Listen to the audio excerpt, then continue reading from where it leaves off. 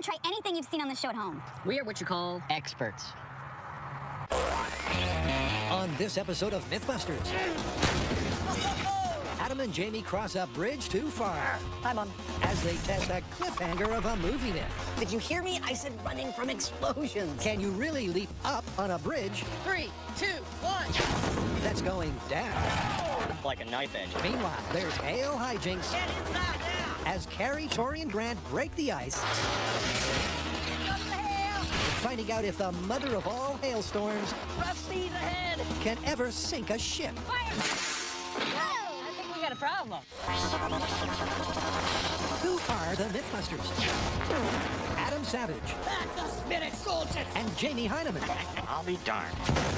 Between them, more than 30 years of special effects experience, together with Carrie Byron, That is messed up! Grant Imahara, So the order explosion? and Tori Belleci. Let's chop this car up. They don't just tell the myths, they put them to the test.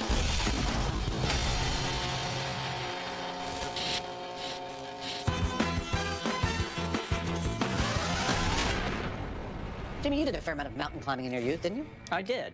All right, this story comes from the movie Cliffhanger about a mountain climber played by Sylvester Stallone. At the end of the movie, he is running across a suspension cable bridge on which the bad guys have put a bomb. They set off the bomb, blowing up one of the moorings of the bridge. And after the explosion, Sly, who's already running, takes 2 further steps and a final leap to safety While the bridge is falling. while the bridge is actually falling. That sounds dubious. I think the same thing, and I think that's why we should tackle it. It's a cliffhanger climax. When a blast destroys one side of his bridge, our high-altitude hero hurls himself to safety. But can you really make a running jump on a rope bridge seconds after one side has been severed? Obviously, I think we have to finish this story by doing it in full scale, you and me on a bridge we built that we destroy repeatedly. Yeah, but you know what? I think we should do some bench tests first. I agree. Perhaps just after the object started falling, there's some tiny period of time in which you can get a jump. And maybe we can tease that out in scale. Sounds like a plan. So first up, they're scaling this mountain myth in small scale, where they'll need a baby bridge, That's a flexible bridge. a boom to bust it, That'll do it. and a gas-powered pint-sized piston. Hey! Now, to stick it all together. So we are trying to determine if after you've destroyed one side of a suspension bridge, could you still jump off that sucker? And this is the scale experiment we built to tease this out. We've built a real suspension bridge, mounted hard on one side with an electrically activated solenoid on the other that allows us to precisely destroy the moorings on this side of the bridge. We also have a jumper built off of a pneumatic cylinder that we can also control precisely. That control comes from these 2 timers, which will allow us to control the destruction of the bridge and the jumping of the jumper to within 1 millisecond. If there is anything at all to this story, this rig ought to tease it out. Yep, it's a precision bridge drop mini rig. But first up, they're going to do a control to measure the height of the jump on an unbroken bridge. 3, 2, 1. And with that leap reaching 22 inches, That's really nice. Yeah.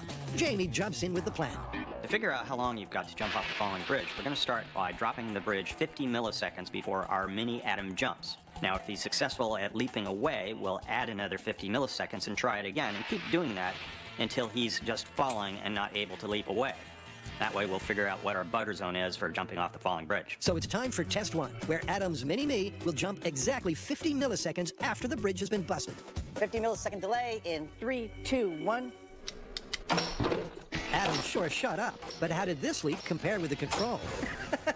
Like a little pirouette? Sure.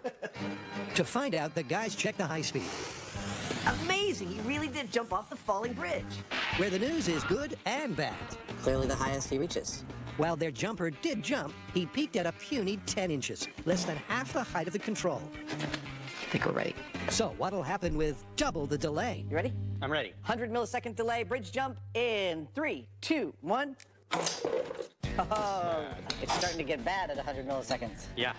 But he's still doing it. Jumping 100 milliseconds after the bridge gets broken, Adam did make the leap, but the height is slashed to just 4.5 inches. And when they delay the drop again, Here we go. 150 millisecond jump. 3, 2, 1.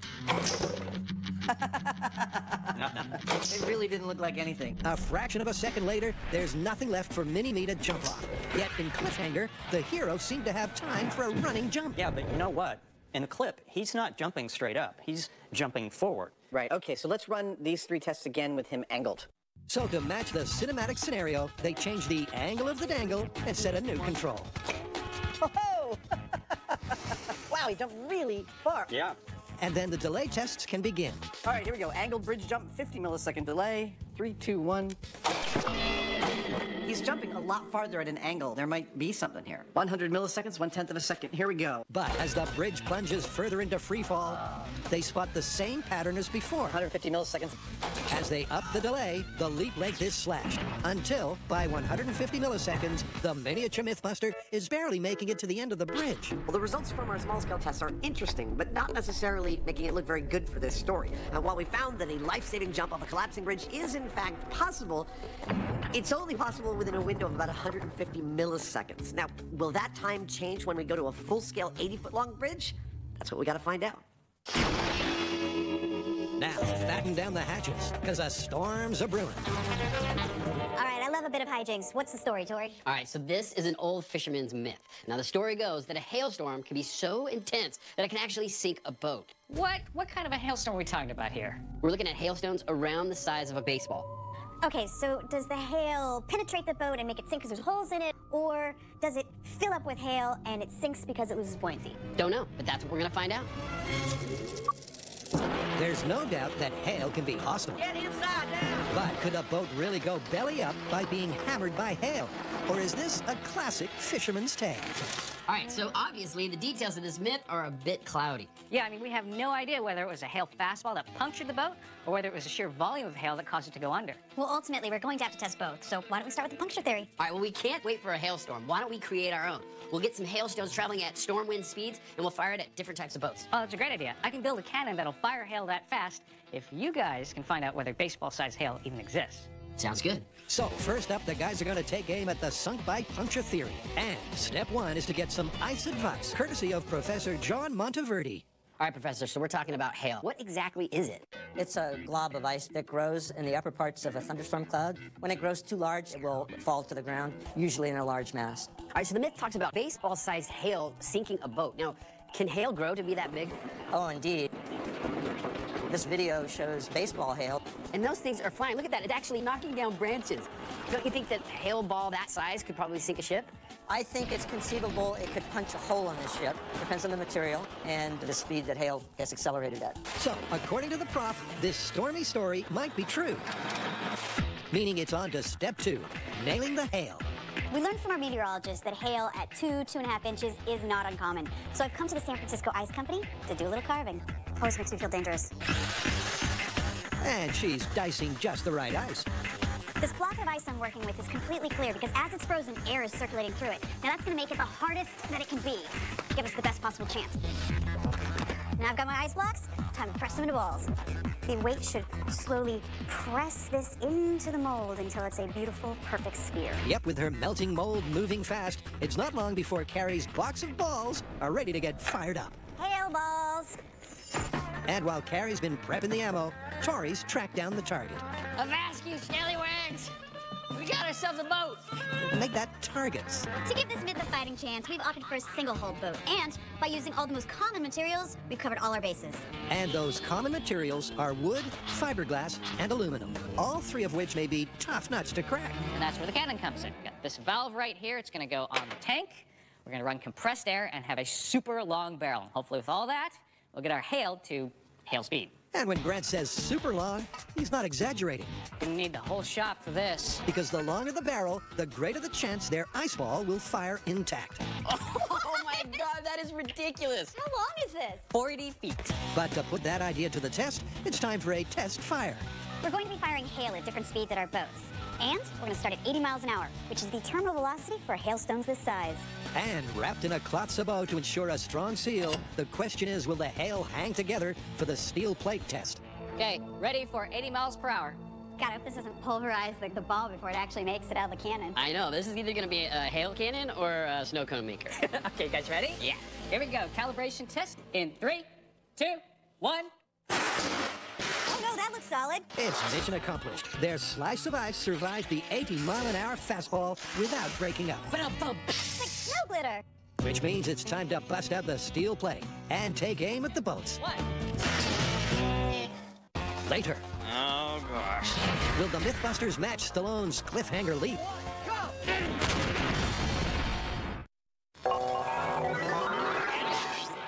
In the movie Cliffhanger, our sly hero leaps up as a blown-up bridge falls down. But back in the real world, guys ain't jumping for joy, because their mini MythBusters bridge jump has fallen short. It is not looking very good for the story at this point. I mean, we are finding a little window where you can get some push-up, but it's a tiny window. And honestly, I don't think it's enough time for a human to react to the sound of an explosion. I think this is where we need to go full scale, because as we move up in size, the mass increases, there's wind resistance to consider, a lot of the physics change. All right, so shall we go on to building the full-size bridge and launch ourselves into the abyss? Yep. Excellent. So it's time to launch from a full-scale rope bridge. But first, the guys are going to have to build it. So this is our bridge. This is it. They just delivered it. 1,800 pounds of wood and cable. Well, let's start putting it together. All right. The guys snap to it. They've got a design in mind for a classic cliffhanger rope bridge with wood planks underfoot and steel cables bridging the span. And making it all happen is Jamie's new favorite toy. This thing's awesome. I need to attach this cable to all these planks. Now, I don't know how this is normally done, but I've tracked down this machine here, which is a thing for nailing fences together, and it puts down really nice little staples. So that's what I'm going to use. It's going to make this happen really fast. And an hour later, you have a bridge. It's 80 foot long, heavy going, Freaking hard to push that thing. and ready to roll.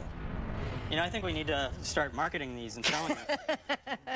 After carefully studying the footage from the film, we believe we've made our rope bridge pretty darn accurate. It's comprised of 2 wire ropes, about 130 pine boards. It weighs about 1,600 pounds. All that's left for us to do is to attach some railings to this, take it out to location, and we start running from explosions. Did you hear me? I said running from explosions. And for running from an exploding suspension bridge, they've got the perfect location. Today we are at one of our all-time favorite locations, the Mare Island Shipyard Dry Dock. They used to service nuclear submarines at the bottom of this thing. Today, the MythBusters will be stretched to breaking point, because across this dry dock, they'll rig their bridge too far before they commence their cliffhanger collapse caper. Our plan here is really pretty simple. This is the side of the bridge that doesn't get broken. It's the permanently attached side. So we're going to weld a steel structure to hold the bridge on this side, and then we're going to lower all of this down to the bottom of the dry dock, pull it up, and attach it to its permanent mooring. Given that the bridge weighs about 1,600 pounds, we need a solid anchoring point. So what we've done is drilled holes into the concrete around here, inserted these anchor bolts, and then we've got this sturdy steel frame that we've welded together that'll get bolted to the concrete, and hopefully it'll hold. Indeed, with Adam and Jamie trusting their lives to this bridge, Watch fingers. having it hold firm is vital. And thanks to a giant crane Okay, I need all hands over here. Let's get on this side and flip. and plenty of muscle, Beauty! Oh, it's like a DNA! with the forklift holding and the truck pulling, the bridge starts to take shape. Will you look at that? Just not quite the shape they had in mind. It's quite a droop. Oh, it is going to be a hell of a lot of droop. Yeah. After a bit of toing and froing, the guys soon zero in on the butter zone. Back up about 1 yard. That looks like the perfect amount of droop. And with that, the guys achieve suspension perfection. It's a real bridge. And all I can think is, I don't want to walk out on that. And if I don't want to walk on it, Jamie really doesn't want to walk on it. Oh, gosh. Get inside now! Hail can wreak havoc. But could a hefty hailstone really punch through a boat and sink it? Harry, Grant, and Tori have their 40-foot cannon calibrated and their ice balls ready to fire. It's time to go hail versus hull. All right, that looks good. Let's start firing the hail balls. And the aluminum boat is first in the firing line. The boat is perpendicular to the ground, and the cannon is parallel to the ground. Now, in this configuration, it's like the boat is getting rained down in a hailstorm. Now, we're gonna take a shot and see how much damage it does. And with the hail all wrapped up for the tightest fit, its first launch is at its terminal velocity. Ready for 80 miles per hour. But will that be enough to hold that hull with hail? 3, 2, 1. Well, in a word, no. Hail versus aluminum boat at 80 miles an hour, no hole. No. Ain't that the truth? Their first fastball barely made a dent, let alone a hole. But their aluminum boat is just the tip of the iceberg. What's this boat named? Fiberglassy. Fiberglassy. Now, fiberglass isn't as tough as aluminum, Good to go. 3, 2, 1. but it's still too tough for this stuff. No hole. Didn't even budget. Next. So what about a boat made from wood? Steady as she goes. And an old boat at that. We all right? Let's take a shot and see if it puts a hole in it. Here we go. 3, 2, 1. But the hail doesn't hold, and that's 3 boats without a bridge. At terminal velocity, their baseball hail has struck out. But what if the ice balls weren't just falling at terminal velocity? What if they were caught up in a hurricane and they were being blown down to Earth at 150 miles an hour? So it's time to up the ante. Could the force of a force 10 give the ice the impact it needs? 150 miles an hour? This is one serious hailstorm. Aluminum boats. Go. 3, 2, 1. Well, not for the aluminum, Really hit harder. nor for the fiberglass. The second. So to keep this myth afloat, their wooden boat really needs to splinter. Looked like it did some damage, but did not punch a hole through it. The guys decide to take things to the extreme. So now we're ramping up to over 300 miles per hour, which is the highest ever recorded wind speed in a tornado. Now, I know that there's not typically hail in tornadoes, but what this myth needs right now is more speed. Will 300 miles per hour send their ballistic ice ball through aluminum? 3, 2, 1. A good hit, but no hole. How about fiberglass? 300 miles an hour. Fiberglass boat. Hey, it's like it's snowing in here. So at 300 miles an hour, all the hail ball did was knock some of the paint off the fiberglass boat. There is still no hole. So with 2 boats down and no holes to show, even at tornado speed, this myth's chances all ride in their old wooden boat. I know 300's ridiculous, but I got a good feeling about this. It could happen. In 3, 2, 1. I can't even see it. We punched a hole in the boat. It's like perfectly. Finally, at a worst-case scenario wind speed, their boat failed to weather the weather. That's just silly. Or did they? Oh, wait a minute. I think we got a problem. I think this boat is rotten. It's rotten luck. They scored a direct hit on weakened wood. I think we need to try this again. So they zero in on a zone that's rot-free. In 3, 2, 1. Oh my Did it go God. through? I mean, it looked like some serious damage. It did some damage, but I don't think it punched through. Damage, but not a hole. Yeah, that is definitely not a hole. And you're looking at a hail ball that's traveling 300 miles an hour. As far as penetration goes, the myth is busted. But that's only half the story, because the boat may have been sunk by the sheer quantity of hailstones. Oh my God, it's almost filled. But could mass alone send a boat to the bottom?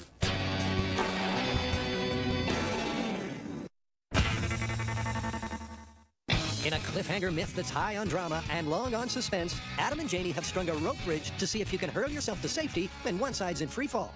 That's a bridge, man. I can't wait to walk on it.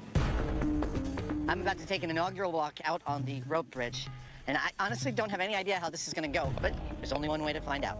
Here we go. It's the moment of truth, as Adam takes one small step for man and one giant leap for MythBusters. Woo! My calves are tingling. I've never had my calves tingle before. And while the bridge is holding firm, it's not yet all systems go. Standing on our rope bridge is giving me some real pause about the experiments we had planned. It's making me feel a little bit spooked. There's a lot of things that can go wrong with something this big when you're purposely making it fail. So before we continue, we're going to be discussing and buttoning down every last little bit of our safety protocol.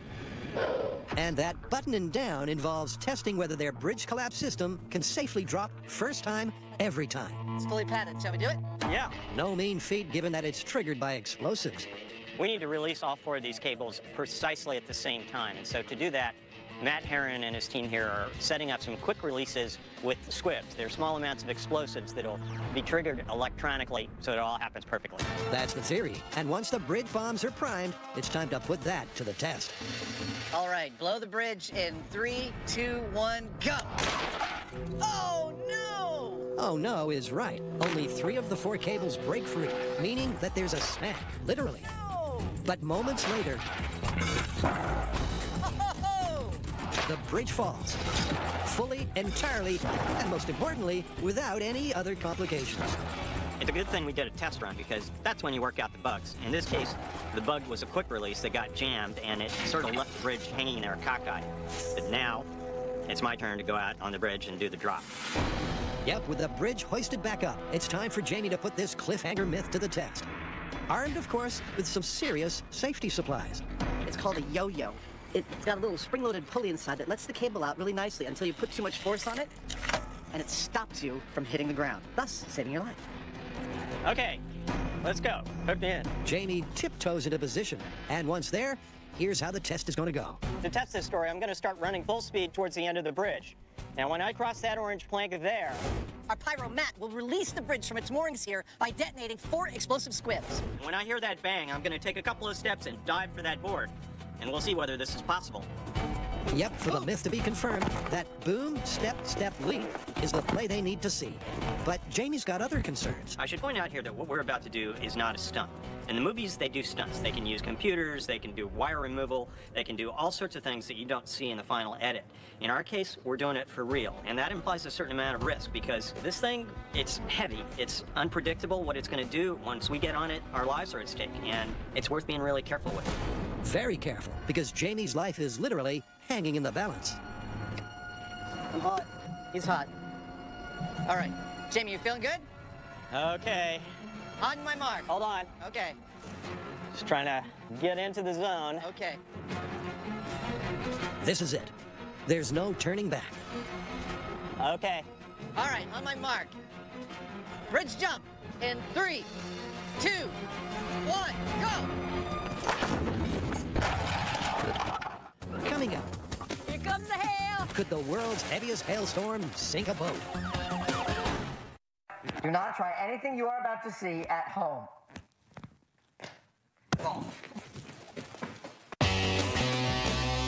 What? In hail hijinks, even a tornado-powered hailstone could not penetrate a boat. Damage, but not a hole. Yeah. All right, so the hail did not punch a hole in the boat. Ice penetration is busted. Totally. Now, for this myth to have any chance whatsoever, it would have to be the sheer volume of hail that's going to sink this boat. Okay, well, it sounds like it's time for us to put a boat in the water and load it up with ice and see how much it takes to sink it, if it does at all. You know, science is really interesting. I don't know which way this one's gonna go. Yeah, me neither. So solo hailstones seem some. Yet overloading a boat is another way to send it to the bottom. And if a heap of hail can do the same, this myth might be true. But how? To find out, the guys hit the docks with their aluminum arc Rough seas ahead! and a plan for one hail of a hailstorm. Now, we've seen that a hail ball, even with a 300-mile-per-hour wind behind it, cannot put a hole in a boat. But what if we had a huge storm? What if a massive amount of hail dropped into the boat? Well, that's what we're doing out here at the Port of San Francisco. We're gonna throw a boat in the water, That's perfect. we're gonna make a huge storm, and we're gonna see what happens. And they'll rustle up that record-breaking storm courtesy of a freezer truck and a conveyor belt. All right, that looks good. This is our own special MythBusters massive hailstorm right here. These bags of ice are in our refrigerator truck at exactly 27 degrees Fahrenheit. They're gonna storm down this conveyor belt into the boat and hopefully sink it. Looking at that boat, I think we might actually have a shot at this. Okay, fire up the conveyor belt. Here comes the hail! Woo, it's coming down in buckets. All right, that's 100 pounds. We know the record amount of hailfall in an afternoon is 4 feet. That's 200 pounds. He's coming. So what we're going to do is fill up our boat completely to the lip with hail. 400 pounds. If it sinks, this myth is plausible. But if it doesn't sink, this myth is busted. Oh my God, it's almost filled. With the hail now piled 3 feet deep, I see the boat's starting to dip a little. the boat is surprisingly buoyant. And Grant knows why. Here's the catch. See, the ice that we have, it's not just one big block. It's a bunch of little pieces. 500 pounds of hail, and it's still floating. Which means that air can get in the middle. So you're not entirely displacing the air as you would with water. All right, that's 600 pounds. But you can stack the ice higher than the edge of the boat. So at this point, it's not entirely obvious what's gonna happen. All right, that is a whole entire pallet of ice. That's a ton of ice. Yeah, and it doesn't even look close to sinking. The guys brought enough ice to recreate the world's heaviest hailfall of 4 feet. Even that amount is proving insufficient. How's it going, Grant? Are we almost there? Yeah, we're at 2,500 pounds. It's just a few more inches above water. But by topping up with more ice, All right, we're at 2 tons. Get more towards the back. Yeah, right there. the boat finally starts to list. And then, It's sinking! It's going! I'm sinking the boat with 2 tons of ice! at last, she's going down. And while the scale of the hail may be unfeasibly large, it is finally mission accomplished. On the boat with hail! That's cool! Or is it? Whoa! I think we got a problem. It's coming back up! That's the last of the ice. So we piled our ice onto the boat, piled it on, piled it on. It's going lower and lower in the water until finally the edge dipped into the surface of the water and it started filling up and it started to sink. And then it popped back up. What the heck is going on? Well, ice floats.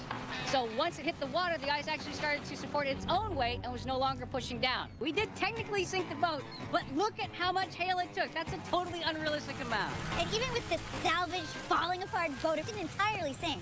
This one's busted. Busted. But wait just a sec, because this myth's got a twist in the tail. And fire!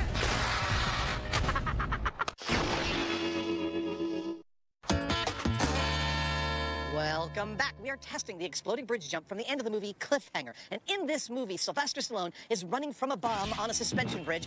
The bomb goes off and he takes 2.5 more steps before leaping to his salvation at the very end of the rope bridge. Everything is in place, and we are just about to test this in full scale. And full scale means Jamie's going to need some fancy footwork. Just trying to get into the zone. Okay. Because if this myth is true, Okay. Jamie needs to make his step, and leap after the explosion fires. All right, on my mark. But will he even have a leg to stand on in the first place? Bridge jump in 3, 2, 1, go! Jamie sprints, the bridge blows. And in the blink of an eye, he drops like a stone. Jamie, are you okay? I'm fine. Excellent. But did he make any headway? Yeah, pretty much everything I was trying to do came to a halt the minute I heard that bang. It was just no further progress. That's all there was to it. Jamie's right. At the moment the cables are cut, the bridge goes into freefall. And almost immediately, Jamie has nothing solid left to run on, let alone jump. So the boom, step, leap combo is busted. But if the guys eliminate the two-step start, maybe the Smith will find its feet. We find ourselves wondering if there is a tiny period of time when one could still get some push off the bridge, even after it's been compromised. So that is what I'm about to test. I will be standing on the bridge within leaping distance of the top bar of the bridge. I will wait until I hear the explosion. No one's going to tell me when it's coming. And the moment I hear it, I'm going to push off and go for that top bar. If I make it, then presumably there is a tiny period of time when it is feasible to leap on a falling bridge. But can Adam's reflex leap succeed where Jamie's running jump failed? Let's do this. Or is it a bridge too far? Based on my experience, once the bridge is released, the person on the bridge is pretty much done. So, as far as what Adam does, I don't think we're going to be seeing any leaping. Jamie is skeptical. There. Yep. And after a few dummy jumps, Yeah, that's it. it's time to put his prediction to the test. Scary. Are you all set, Adam? Adam doesn't know when the boom is coming, I'm in possession. I'm ready. Go, Matt. but he crouches, focuses, and then Oh! There was nothing. There was nothing at all. I heard a crack, and then there was no ground. There's no grace period there. Oh! the fall was so fast and furious that Adam had no time at all to react. From my standpoint, that was kind of anticlimactic.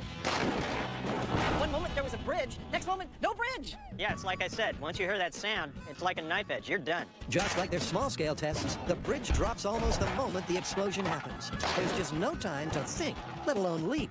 I know it looks like I'm hanging out over a void, but technically, experimentally, I'm dead. The moment I heard the sound, I didn't have time to actually leap or anything. I was just falling. That's pretty definitive right there. Yep, there's no doubt about it. Once the cables are cut, the bridge and its passenger are going down. This is safety equipment having kept me alive one more time. Hi, Mom. And here's why. The moment the cable is cut, the tension disappears, and the bridge acts like a piece of rope swinging through the air, offering nothing for Adam or Jamie to jump off.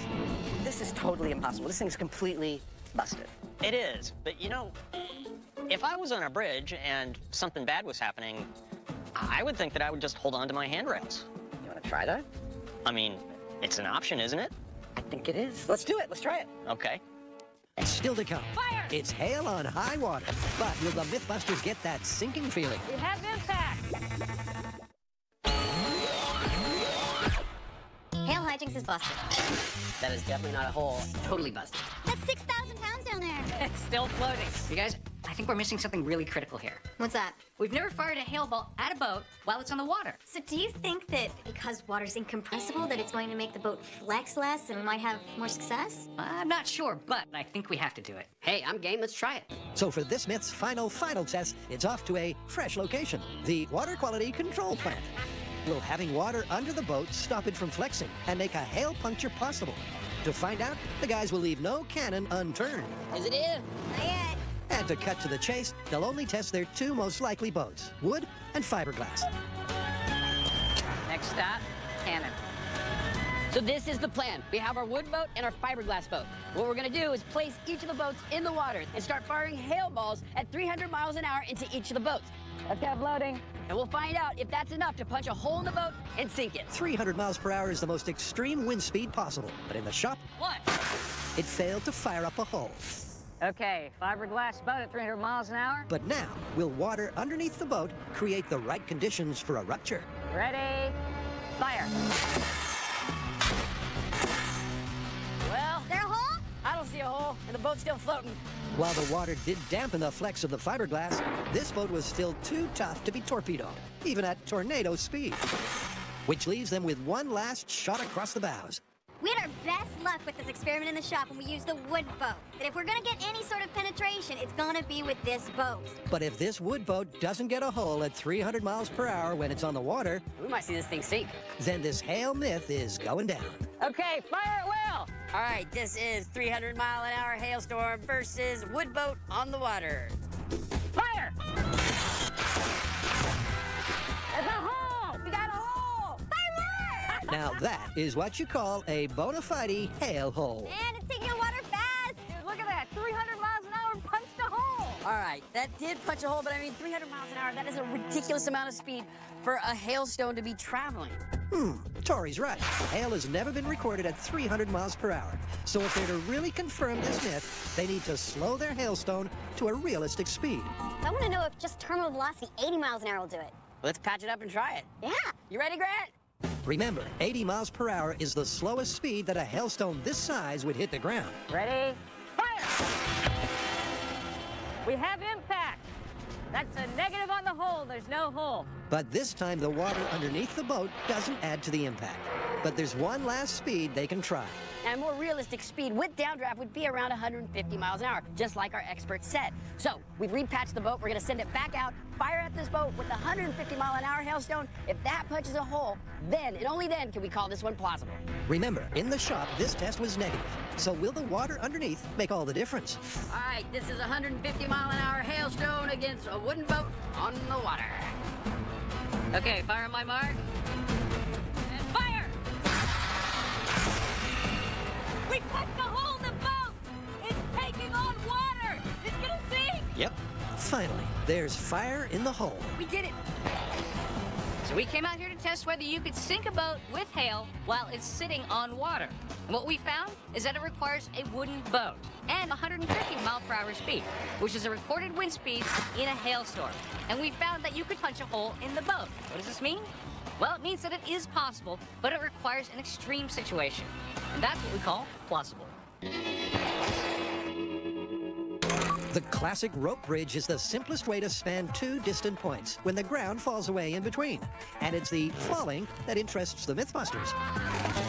All episode long, we have been falling off of bridges, literally trying to imitate Sylvester Stallone's jump from the exploding bridge at the end of Cliffhanger. And I'm sorry to say that we have failed. This one is totally busted. It's completely not possible. However, Mr. Heinemann, in his infinite wisdom, ponders the conundrum that if he were running off of an exploding bridge and he heard a bomb go off, he would merely hold on and see what happens. So that is what he is about to do. It's a substitute survival strategy. In case of bridge drop, is your best bet just to hold on for dear life. To find out, they add some cushioning to the cables. I tell you what, it's going to be a lot nicer holding onto that rope than a hard steel cable. And then Jamie assumes the position. What's going to happen here is I'm just going to run like heck, and when the bridge blows, I'm going to try and hang on to these. Unless you think the yo-yo here is helping Jamie hang on, it's not. It's merely keeping him from dying. Dying may be off the agenda, but injury is always an option, especially when you're hanging on to 1,600 pounds of falling bridge 40 feet above concrete. You know, it's kind of unsettling. It's like, you know that any minute the rug is going to be pulled out from under you. You know you're going to get creamed, but you're just going to have to do it. I know exactly what you mean. I felt precisely the same way out there. So with the tension dialed in, All right, on my mark. it's the bridge's last call. 3, 2, 1, when you're ready. And Jamie, please hold the line. Okay, here we go.